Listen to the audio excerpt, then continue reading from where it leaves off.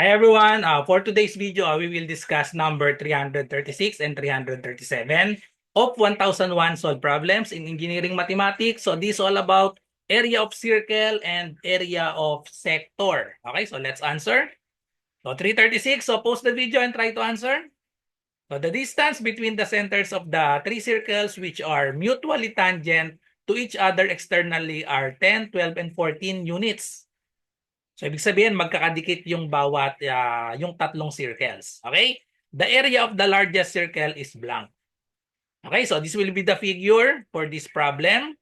Okay, so we have three tangent circles and then given the distance between the centers. So the distance between the centers are 10, 12, and 14. But we do not know the radius of the circle. So we want to find the area of the largest circle. So based on the figure, so this is the largest circle.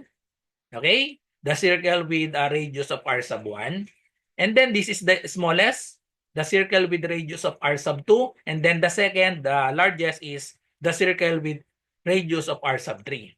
Okay? So to solve the area of the largest circle, we need to solve first the value of r sub 1. And then you substitute to the formula of area of circle, A is equal to pi r squared. Okay? So we need to solve the value of r sub 1. Okay, so from the figure, we can form a three linear equation. So we can just add this, r sub 1 and then plus r sub 2. So that is r sub 1 is the largest radius, r sub 2 is the smallest. So therefore, if we add the largest and the smallest, so that will be r sub 1 plus r sub 2, that will be equal to 12. Okay? And then, so this will be equation number 1. And then next, we have r sub 1 plus r sub 3. So this will be the largest sum because the r sub 1 is the largest, r sub 3 is the second largest. So therefore, the sum of that is the 14. Okay?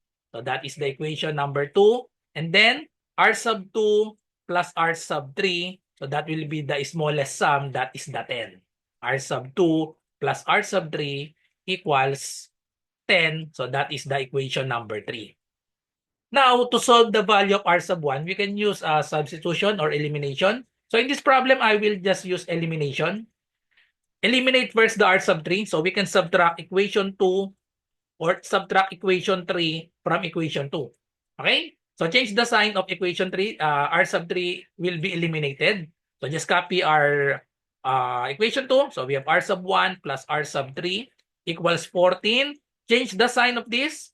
So we have negative r sub 2, negative r sub 3 equals 10 will be negative 10. And then just add. So this will cancel out. So we have r sub 1 minus r sub 2 equals 14 minus 10. We have 4. And then this will be equation number 4. Now, we can just add equation 1 and equation 4 to eliminate the r sub 2. Okay?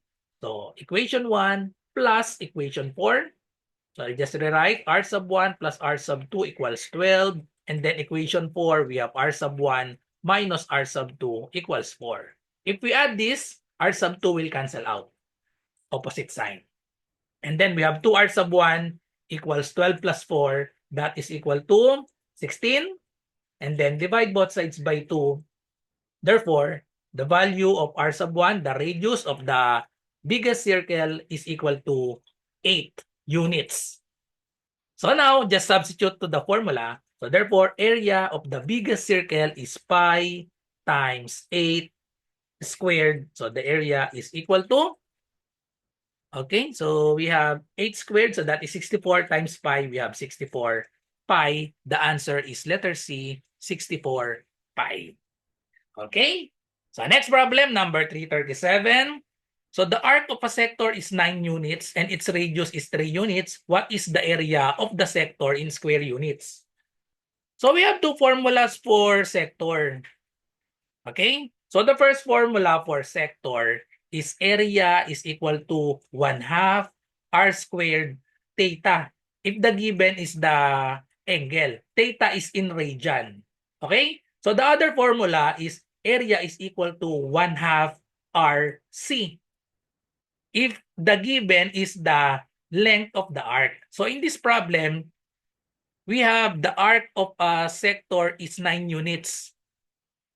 The length of the arc is given 9 units. So we will just use the second formula. And its radius is 3 units. So if we draw that, that could be this is the radius 3 units. So approximately, so this will be the another 3, and then the length of the arc is, this is the length of the arc, 9 units. Okay? So just substitute to this formula, area is equal to 1/2, and then radius is equal to 3, and then given the length of the arc is given 9 units. So therefore, the answer will be 3 times 9, so that is 27, divided by 2 equals 13.5 units. The answer is letter B.